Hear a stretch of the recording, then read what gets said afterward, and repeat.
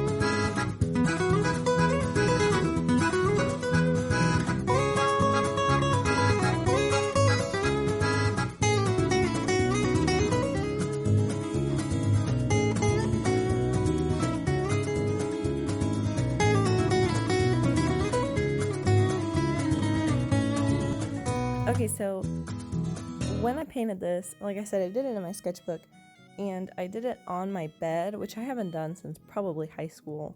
I usually work on a desk, on a table, sometimes the floor if I really have to, but I haven't worked on my bed in so long, and it was such a weird feeling.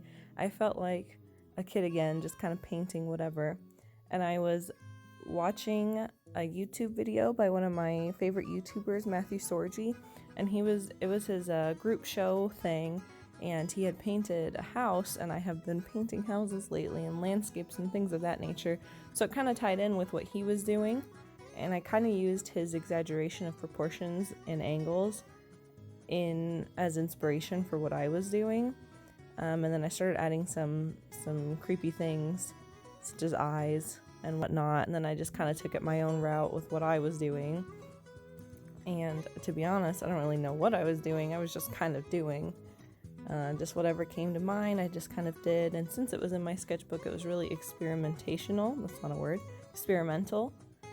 So I had a lot of fun with it, just kind of doing whatever without the pressure of it being on a canvas or to be something that is supposed to be like an end product that's supposed to look good or whatever.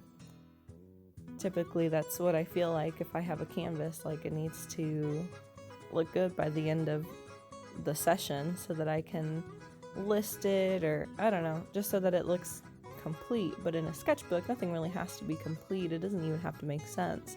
So painting, like real painting in my sketchbook, was a different, interesting sort of vibe that I haven't really experienced before, so that was pretty cool. I also decided to paint a bunch of trees which recently I decided that I have no idea how to paint trees, just zero clue. Like, they make no sense to me. I understand, you need the shadows for sure, and you need to have some areas of the background showing through and whatever, but for some reason I cannot execute them the way that they need executed. But I actually really like the way that these ones turned out. They're definitely not what they're supposed to look like, but there's no really what's supposed to look like in art. So I just kind of went with the flow and did trees however I did these trees. And I think they turned out pretty good, actually. Here I'm just going in with some sort of highlight situation. I wanted it to be a super vibrant painting, and I think I achieved that in the way that I wanted to, with the super bright blues and the purples and that really vibrant green. And I think even that yellow, it's a little, not deep, well, yeah, deeper than like a regular primary yellow, but I really like the way it ended up being super vibrant. I feel like I went maybe a little too dark with the foreground, but I had ran out of the super light green that's in the back, and like I said earlier, I didn't add any more paint to what I had, I just used what I had, so I didn't really have a good way of making the foreground brighter.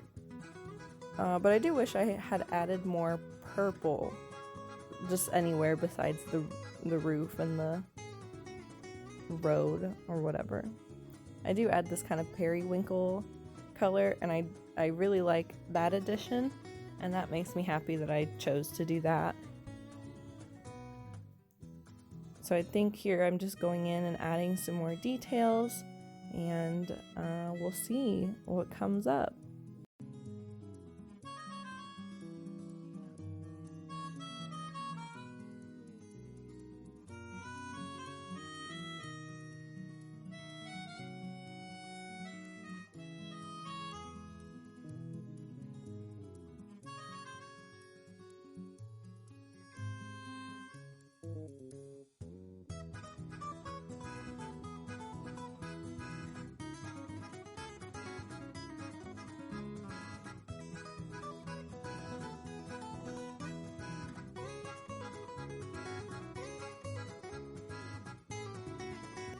So with all my paintings, something that I do is add a little whimsy, a little weirdness, a little creepy vibe to them, and I've been really into these spiral eyes and these little figures lately. I'm not really too sure what they all represent quite yet, but I just kind of went for it, and I went with I did go with the purple for this, and I ended up adding some metallics, which you'll see, and my little figures and stuff, and I really like adding them. I don't know, they're kind of playful. They're supposed to be creepy, but I just keep putting them in these playful settings instead, and I don't know, I kind of like it.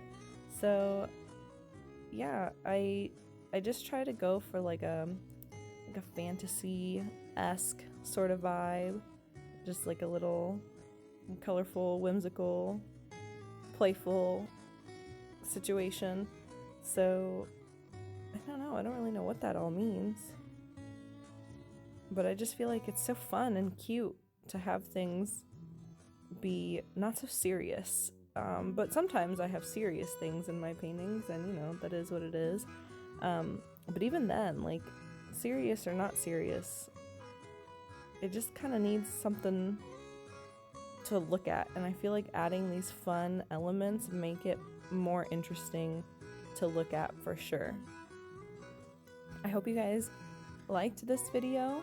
I hope you guys enjoyed me talking. This is my first voiceover, I think, ever in my entire life.